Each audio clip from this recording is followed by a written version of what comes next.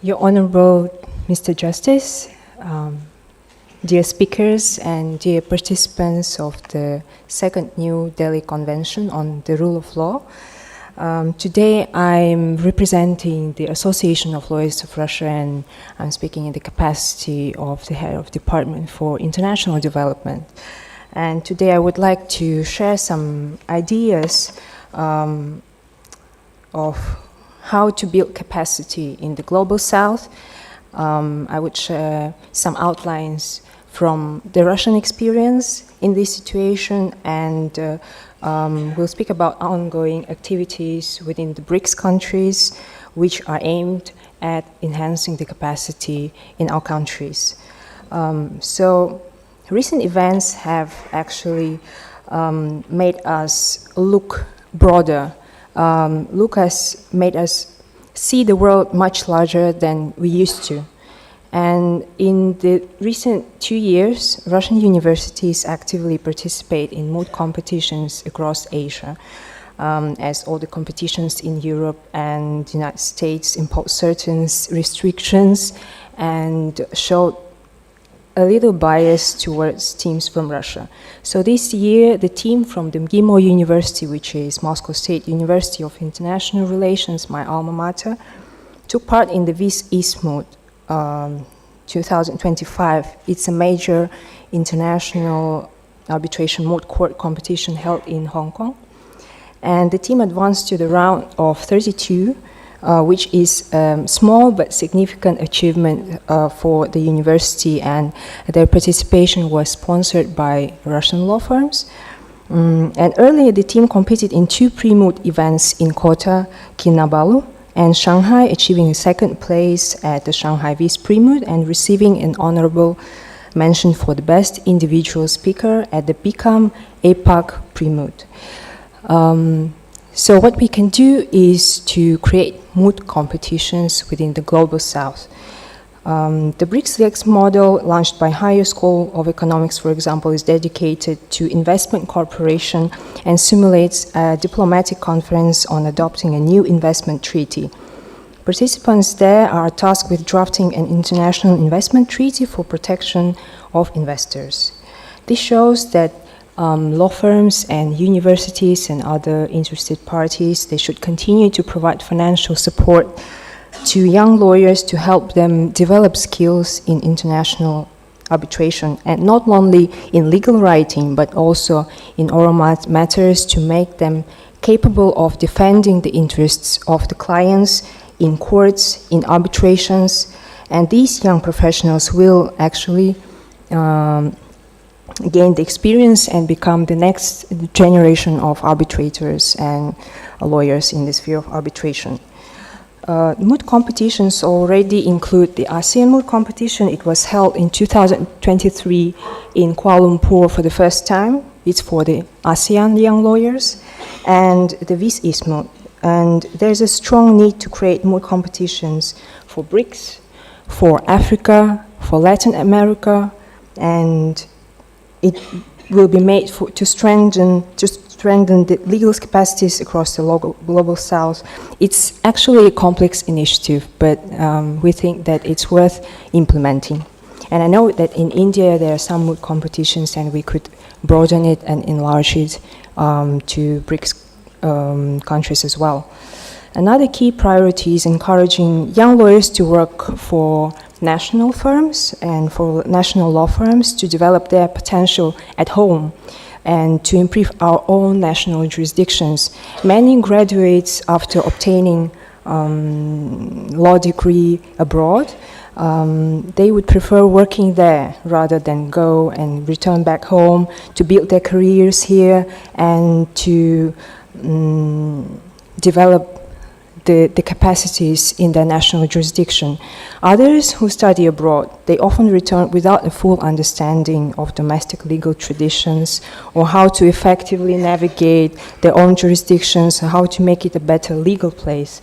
To address this, the government, universities, law firms, they should launch programs which can attract students to remain in their home countries or to contribute to the training of highly qualified specialists in international arbitration. There are such universal documents as, for example, ancestral arbitration rules which the majority of the global South countries have adopted in their national jurisdictions. There are also documents which can guide how to conduct in arbitrations. For example, the recently renewed IBA guidelines on conflicts of interest in international arbitration, and which is actually praised among the arbitration community around the world. And in the context of the global South, our countries are recommended to pay attention to concept documents such as those. But we need to apply it with our own national perspective, taking into account our legal traditions and practice our history of law. What I'm trying to say is time concept, high value of politeness in the Indian business culture, for example, especially respect towards the elders, professors in Vietnam, respect for the monarchy in Thailand, Muslim traditions in the UAE despite its internationality. These all make our countries unique, and we need to maintain it by all means.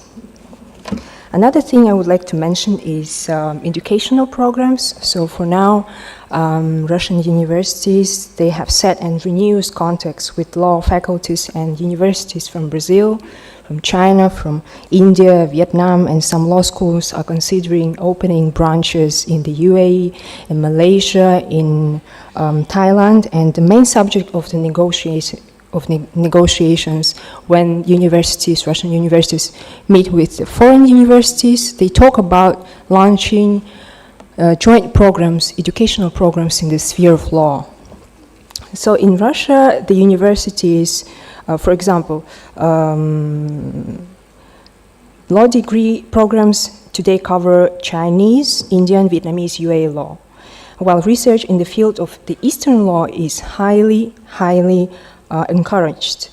During my first year of studies at the MGIMO University, it was actually in 2011, we learned such topics as court and procedures in ancient Egypt, the Society of Ancient East, the laws of Manu, institutes of ancient Chinese law, including private law concepts that existed back then, and Muslim law and others. And we think that all the universities in the global South, they should expand their disciplines covering legal traditions in the BRICS Plus countries, the history of the state and law in such countries, arbitration practices, and other aspects that are developed in such countries or are developing right now in these countries.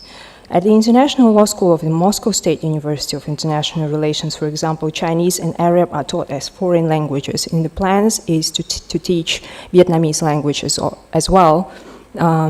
Considering Hindi, but considering that in the Indian business community, the English language is often more preferable. So right now in Hindi is just considering to be one of the languages at the International Law School. Also, an increasing number of Chinese, African, Vietnamese students are studying right now at the Moscow State Law University. The government supports such exchanges by granting scholarships to study in Russia.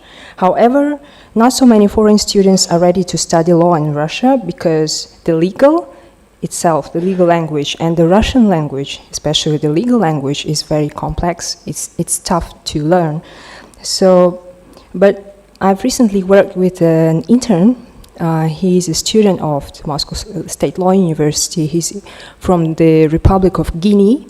And his Russian was actually is quite impressive. So actually, everything is possible, and this is a proof that such challenges can indeed be overcome. And it just depends on how hard the student is ready to work on his language, on his skills, and others. Also, the BRICS Legal Talent Program that we organized in 2018. It is a program where BRICS students and young lawyers, practicing lawyers, they come together, they meet in a BRICS country, and they learn about the national jurisdiction, national legal system, all the aspects, and they are going to travel and meet with universities and law firms in these countries. And we think that it is kind of an initiative that needs to be continued, and we need to work on this. further. Also, we can work on increasing the internships in arbitration centers in the developing countries. For example, in Malaysia, AIC, in Indonesia, BANI, in Vietnam, VIC, in Russia and other countries, in India. So we could learn about each other, learn about the arbitration systems of each other, not for only us, but for young lawyers. They need to immerse in this culture, immerse in these legal systems to understand how to work with the lawyers from these countries and how to work with the legal systems in these countries. And to sum it up, I would like to just highlight some recommendations and some conclusions. That firstly, we should strengthen academic and professional exchange between countries that share common legal values and approaches. For example, Russia, Vietnam, Russia, China, Brazil, South Africa, UAE, Egypt, and others. This is just examples. And we have discussed a lot of ideas during the BRICS Legal Forum, including legal education, including arbitration, and this was at the conferences in China, in Brazil, in South Africa, in India. But this is time to make it into reality, to get into real steps. And this is our appeal to law faculties and universities and law firms to support and implement the ideas that I mentioned today and which we discussed during the legal forums in BRICS countries. Also, it is very important to build our national capacities. It is now the national priority of China, of India, of Brazil and other countries, and you can see it from the news. And I know that this conference is very presented by bar associations and lawyers associations, and we as professional organizations of lawyers, we shall push these initiatives and work towards strengthening the role of the legal profession, that the legal profession should be respected in our countries, among our people, and this remains one of the core missions actually at our Association of Lawyers of Russia. And for young lawyers, I personally think that the appeal is, which are the core for specialists pursuing a legal career. The first thing is awareness. Second is motivation and also fairness, but with a firmness to defend the interests of your client, of your country, of the organization that you work in.